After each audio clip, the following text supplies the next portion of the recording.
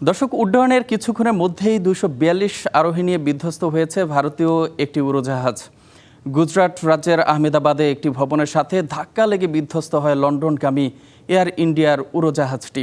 দুর্ঘটনার ভয়াবহতা দেখে আশঙ্কা করা হচ্ছে বেঁচে নেই কেউ। এই বিষয়টি নিয়ে, বিমান দুর্ঘটনার যে বিষয়টি, এ নিয়ে আরও জানাতে আমাদের সঙ্গে ভারত থেকে যুক্ত হচ্ছেন সহকর্মী বিশ্বনাথ দাস। বিশ্বনাথ, দুর্ঘটনার আদ্যপান্ত কিছু আমাদের জানাবেন, কি কারণে এই দুর্ঘটনা ঘটতে পারে বলে মনে করা হচ্ছে? কোনো হতাহতের কোনো খবর আপনার কাছে আছে কিনা? এর মধ্যে আমরা জেনেছি যেই ভবনটিতে বিমানটি আছড়ে পড়ে সেই ভবনের 5 শিক্ষার্থী নিহতের খবর আমরা পেয়েছি। বিস্তারিত জানান আমাদের। একেবারেই দেখো, এখনো পর্যন্ত সরকারিভাবে কোনো নির্দেশিকা বা তালিকা কিন্তু প্রকাশ করা হয়নি।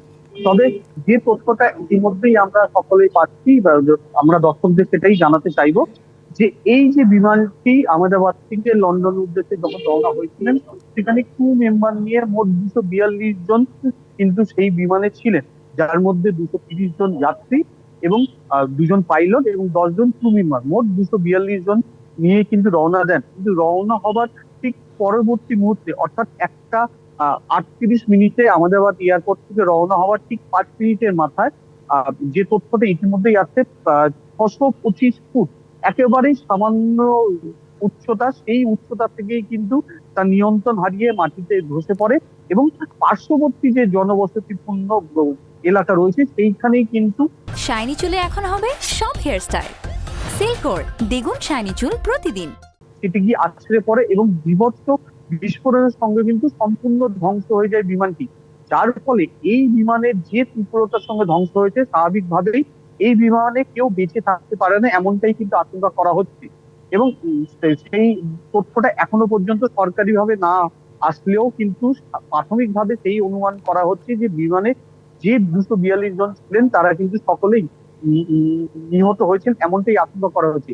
এবং একই সঙ্গে যে আবাসকে, অর্থাৎ যে বিল্ডিং এর উপর সেই বিমানটি গিয়ে আছড়ে পড়ে, সেটি একটি ডাক্তার পড়ুয়াদের হোস্টেল ছিল, এমনটাই কিন্তু তথ্য উঠে আসে। এবং সেখানেও প্রায় শতাধিক মানুষ কিন্তু উপস্থিত ছিলেন, যার মধ্যে অনেকেই কিন্তু সম্পূর্ণভাবে ঝলসে গিয়েছেন।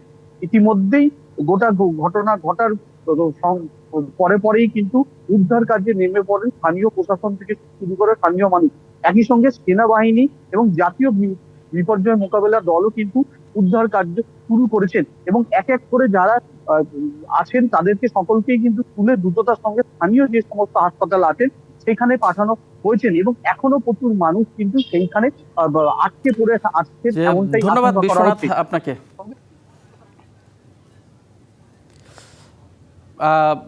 ভারত থেকে যুক্ত ছিলেন সহকর্মী বিশ্বনাথ। তিনি যেমনটা জানিয়েছেন যে কারো বেঁচে থাকার সম্ভাবনা নেই।